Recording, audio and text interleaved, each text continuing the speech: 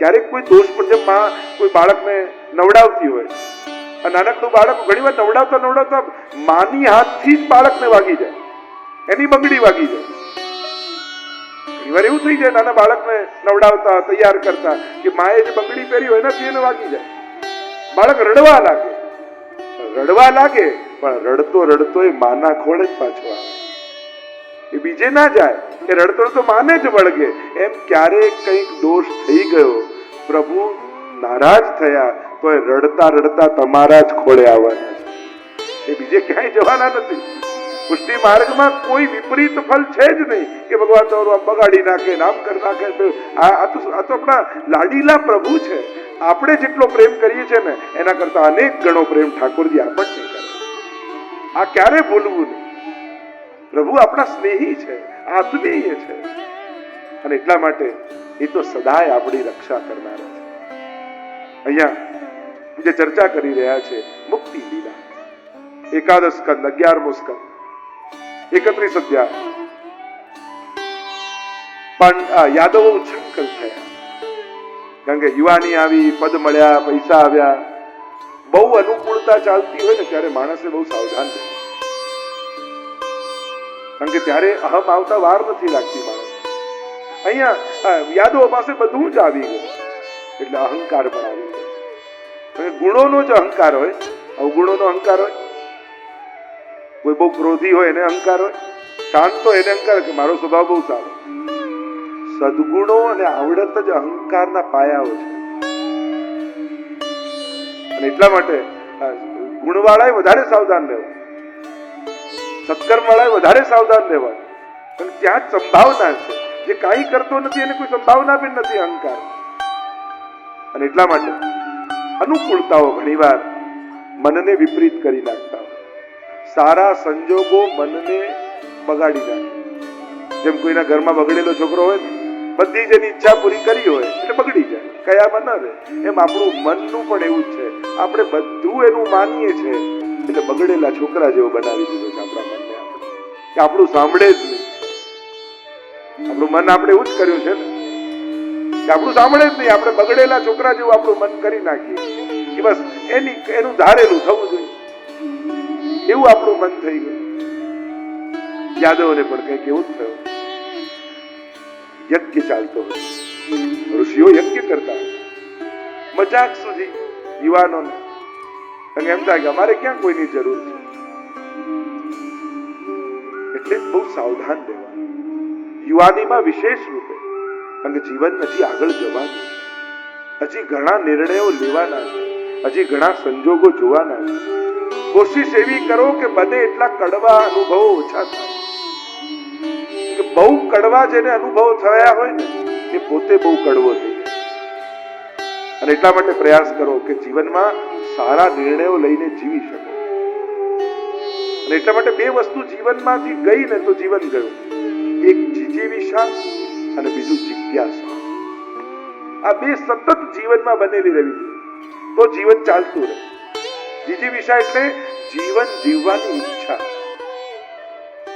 સતત એની ઈચ્છા બનેલી રહે. આજે બહુ મોટા સમાજમાં બહુ મોટી તકલીફ યુવા ક્ષેત્રમાં થઈ રહી છે કે જીજીવિષા ઘટી રહી છે. જીવન જીવવાની ઈચ્છા ખતમ થઈ રહી. 40-45 આવતા તેમ થયું કે હવે બધી ઈચ્છા પૂરી થઈ ગઈ, હવે શું જીવીને કરવા, અને વ્યસનોમાં જતા. પહેલા ઊંધું હતું, ઈચ્છા પૂરી ન થઈ એટલે ડિપ્રેસ થયા. હવે ઊંધું થઈ ગયું છે, બધી ઈચ્છા પૂરી થઈ ગઈ એટલે ડિપ્રેશનમાં આવી ગયા. હવે મેળવવાનું શું બાકી રહ્યું? જીજીવિષા ખતમ ન થવી. જે રીતે દુનિયા આગળ વધી રહી છે, જે રીતે વિજ્ઞાન સુવિધાઓ સગવડતાઓ આપી રહ્યું છે, એટલે કે ઉંમર કરતા પહેલા વધારે પડતી સમજણ આપી રહ્યું છે, એ વધારે ખતરનાક છે માનવ જાતિ માટે. જે વાત પહેલા 20 વર્ષે જાણતા આજે 10 વર્ષે જાણી જાય એ માનવ જાતિ માટે સારું નથી. દરેક આયુની અવસ્થામાં એ વસ્તુ મળે, સમજાય તો જીવનમાં એ તત્પરતા અને એની જીજીવિષા બનેલી રહે. અને એ મેન્ટેન કરવું બહુ જરૂરી છે. ક્યાંક કોઈક નિગ્રહની જરૂર છે કે ક્યાં એને રોકાવવું જ્યારે બધી જ સુવિધા મળી જાય. કારણ કે આપણે કારમાં જતા હોય તો રેડ લાઇટ થાય ને ઉભા રહેવું કોને ગમે? કોઈને ના ગમે. રેડ લાઇટ જરૂરી છે, રોકવા માટે નહીં, આપણને કોઈ જઈ શકે એના માટે. એમ ક્યાંક ઉભા રહેવું જરૂરી છે, ક્યાંક અટકવું. કારણ કે આ જીવન એવી ગાડી છે કે એમાં રિવર્સ ગેર નથી અને બ્રેક નથી. હવે આવી કોઈ કાર આપણને ચલાવવા આપે તો કેટલું સાવધાન રહેવું પડે, જેમાં બ્રેક ન હોય. આ જીવન એવું જ છે, ચાલતું જ જાય અને રિવર્સ પાછું વળતું નથી. થઈ ગયું થઈ ગયું, પછી સોરી કહો ને માફી માંગો એ જુદી વાત છે, અફસોસ કરો એ જુદી વાત છે. કોશિશ એ કરો કે જીવનમાં બહુ ઓછા અફસોસો ભેગા કરો, નહીં તો જીવન હતાશા અને નિરાશામાં જ રહેશે. આ જ ખોટું થઈ ગયું, આ ખોટું થઈ ગયું, આ ખોટું થઈ ગયું. ઉલટાનું ભેગું એ કરવું છે, મારાથી જો ને આ બન્યું કેવું સરસ, હું આ કરી શક્યો કેવી કૃપા, મારાથી ઠાકોરજી આ કરાવ્યું એમના કેવા આશીર્વાદ. સારા સંસ્મરણો ભેગા રહે તો જીવન ખીલતું રહે, અફસોસો ભેગા થાય તો જીવન કરમાઈ જાય. અને એટલા માટે પ્રયાસ કરો, કોશિશ કરો કે જીવનમાં સારા નિર્ણયો લઈને આગળ વધી શકે. કારમાં જો આગળ જોવા માટે મોટો કાચ હોય, પાછળ જોવા માટે કેવો નાનો કાચ હોય. અને એટલા માટે ભૂતકાળ ને નાના કાચે જોઈ સાર કાઢી લેવું, પણ એ ઘટનાઓમાં જીવન બંધાયેલું ના રહેવું. મારી સાથે આમ થઈ, ઘણા લોકો 25 વર્ષ પહેલા ઘટ્યું હોય ને એ આજે રડતા હોય, પણ પેલો મારા લઈ ગયો, હવે લઈ ગયો થઈ ગયું, ત્યાં અટકી ના કેમ રહી, પછી આગળ વધી ગયું. જીવનને ઉત્તમ રીતે જીવતા શીખવું જોઈએ. અહીંયા કહ્યું કે જયારે યાદવ ઉચ્છંકલ થયા, ઋષિઓ યજ્ઞ કરતા હતા અને આવીને નાટક કર્યું. શાંબ નામનો યાદવ હતો, એને ગર્ભવતી સ્ત્રીનો વેશ પહેરાવ્યો, લઈ ગયા ઋષિ પાસે. કહ્યું મહારાજ, આ સ્ત્રીને બાળક થવાનું, તો કૃપા કરીને બતાવો ને, આને દીકરો થશે કે દીકરી થશે. ઋષિઓ સમજી ગયા કે અમારી પરીક્ષા કરવા આવ્યા છે, અમારી મસ્કરી કરે છે. શ્રાપ આપતા કહ્યું, ન દીકરો ન દીકરી, આના પેટમાંથી મૂષળ નીકળશે અને એનાથી સમસ્ત યાદવ કુળનો સંહાર થઈ ગયો. ગભરાયા યુવાન, અને જ્યાં કપડા કાઢ્યા એમાંથી મૂષળ નીકળ્યું. ઉગ્રસેન પાસે જઈને પૂછ્યું શું કરીએ? કે આને ઘસીને દરિયામાં નાખી દો. ભૂક્કો નાખ્યો દરિયામાં, ટુકડો બચ્યો એ પણ દરિયામાં નાખ્યો. એક માછલી નીકળી ગઈ અને એ માછલી આવી જરા નામના પારધી પાસે. એને માછલીને જ્યાં કાપી એમાંથી આ ટુકડો નીકળ્યો અને ટુકડામાંથી એને બાણ બનાવ્યું. અને જે ભૂક્કો હતો એ દરિયામાંથી પાછો કિનારે આવ્યો, એમાંથી ભાલા જેવું મૂષળ ઘાસ નીકળ્યું. અહીંયા નારદજી આવ્યા છે દ્વારિકા, વસુદેવજી સાથે ભાગવત ધર્મનો ઉપદેશ શ્રવણ કર્યો છે. નિમિ રાજાના યજ્ઞમાં નવ યોગેશ્વરોએ પ્રવેશ કર્યો અને જ્યાં પોતાના યજ્ઞમાં નવ યોગેશ્વરોને આવેલા જોયા, બહુ પ્રસન્ન થઈ ગયા નિમિ રાજા. આપણા કોઈ પણ શુભ પ્રસંગે કોઈ મહાત્મા, કોઈ ભગવતી પધારે તો એમ માનવું કે સાક્ષાત ઠાકોરજી આશીર્વાદ આપવા આવે.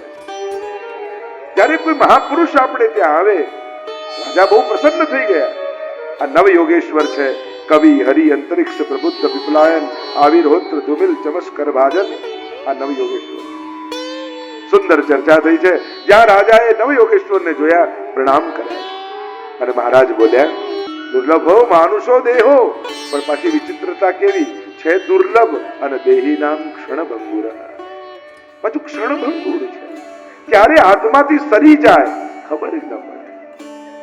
આજે હતા ને કાલે રે ન રે ખબર ન પડે. કબીરા જબ હમ पैदा हुए जग हंसे तुम रोए, अब ऐसी करनी कर चलो तुम हंसो जग रोए. માણસ જન્મે ત્યારે રડતો રડતો જન્મે, કહ્યું પણ એવા કામ કરીને જાઓ કે તમે હસતા હસતા જાઓ ને લોકો તમને યાદ કરીને રડે. યાદ કરીને રડે, રડાવતા નહીં જવાનું. ઘણા લોકો રડાવતા રડાવતા જતા. દુર્લભો માનુષો દેહો, દેહી નામ ક્ષણભંગુર. ક્ષણભંગુર છે, ક્યારે સરકી જશે ને હાથમાંથી ખબર નહીં પડે. પણ એનાથી પણ દુર્લભ મહાપુરુષોનો સંગ છે. મહાપ્રભુજી તો કહે આ દેહરૂપી નૌકા છે, એને કોઈ ગુરુ રૂપી કર્ણધારના હાથમાં સોંપી દેવી જોઈએ, જેથી એ ભવપાર થઈ જાય. આ મહાપુરુષોનો સંગ મહત સંગસ્તુ દુર્લભો અગમ્ય અમોઘશ્ચ. નારદ ભક્તિ સૂત્ર, નારદજી ભક્તિ સૂત્રમાં કહે છે મહદનો સંગ દુર્લભ છે, અગમ્ય છે, પણ અમોઘ છે. ક્યારેય નકામો નથી જતો. અને એટલા માટે કોઈ એક એવાનો સંગ જરૂર રાખજો જે તમને ભગવાન યાદ અપાવતો. સંસાર કાળમાં આપણે બહુ ફસાયેલા હોઈએ, પણ કોઈ એક એવો સંગ જરૂર રાખો કે જ્યારે પણ એ મળે એની વાત થાય, એની જોડે વાત કરીએ ત્યારે ઠાકોરજીની વાત કરીએ, એટલે આપણું મન અલૌકિક બનાવી રાખે. સુંદર ચર્ચાઓ કરી છે, જુદા જુદા યોગેશ્વરે સુંદર ધર્મનો ઉપદેશ કર્યા છે. સુંદર વાત કહેતા કવિ નામના યોગેશ્વર બોલ્યા, કાયેન વાચા મનસેન્દ્રિયૈર્વા, એટલે કે જે કાંઈ પણ કરીએ મન વાણી કર્મથી બધું જ પ્રભુને સમર્પિત કરીએ. બધું જ સમર્પણ, શરણાગતિ. મહાપ્રભુજી એટલે કે સર્વ સમર્પિતમ ભક્ત્યા કર્તાર્થોસી સુખી ભવ. સુખી થવાનો એક જ રસ્તો, સર્વ વસ્તુ સમર્પણ. આ બધું એનું છે અને એની આપેલી પ્રસાદી છે. ગીતાજીમાં પણ એ જ થયું ને, અર્જુન પોતાનું માનીને હું જીતીશ, હું મારીશ, હું લડીશ. ભગવાન હસીને કે તું જીતે તું લડે એમાં કોને રસ છે? આ નાનું ન વિચાર, ધર્મને જીતાડો, ધર્મનો વિજય થાય, અધર્મ હારે એ ઉદ્દેશ્ય સાથે લડે. હું લડીશ ને હું જીતીશ વિચારીશ તો આ બધી હત્યાઓના પાપ તને લાગશે, પણ ધર્મને જીતાડીશ એમ વિચારીશ તો એક પાપ નહીં પણ તને પુણ્ય લાગશે.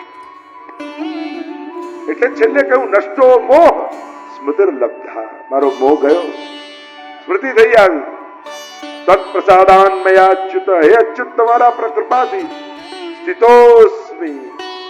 ચંચળ મન હતું ને, ચંચલ ભી મન કૃષ્ણ, એટલે આખી દુનિયા ચંચલ લાગતી એવું સ્થિતોસ્મિ, સ્થિર થઈ ગયો. ગત સંદેહ, સંશયો જતા રહે. મહાવાક્ય ગીતાજીનું, કરીશ્યે વચનમ તવ. આપ જેમ કહેશો હવે એમ કર.